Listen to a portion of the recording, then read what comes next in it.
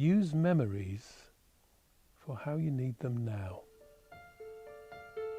Here's a thought experiment that uses challenging times of the past as valued resources today.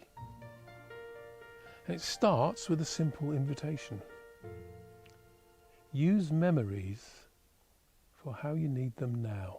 We too often look back at challenging memories and kind of cringe or even weep. In the recalling, we allow ourselves to be once more mired in the old shame and pain. And we forget that they're memories. And that the you there then is not the you here now. And in fear of being dragged back into that dark place, we try to block them or excuse them away with a, if I knew then what I know now. But of course you never could know then what you know now. The only thing we could have done is what we did, because we did it. And having paid the price for doing so, why do we squander that investment by not redeeming the lessons learned? I often say to my clients who are going through difficult experiences, whatever happens, happens to benefit you. And your job now is to find out what it is. In many ways, this thought experiment is the past tense of that same insight. Whatever happened, happened to benefit you. And your job now in recalling that memory is to find out what it is. But too often we run old memories of challenging and difficult times on a kind of autopilot. We take for granted that the memory and what we made them mean really happened that way and really meant what we made them mean.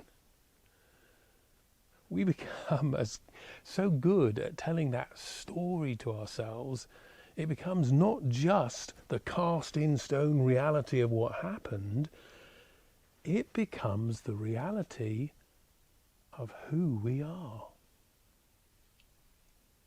And that then shapes the story of what we're able to make happen next in our lives, what we can do, what we don't or can do, what we should or shouldn't do, would or wouldn't, all determined by an old story which has the power to dictate how our life turns out. All because we call it a memory. But you are no longer you then. In fact, you never have been, nor never can be you then. You can only ever be you now. So be you now. And use memories for how you need them now. That's an expression that I first heard the great sportsman Johnny Wilkinson use, and it really resonated with me.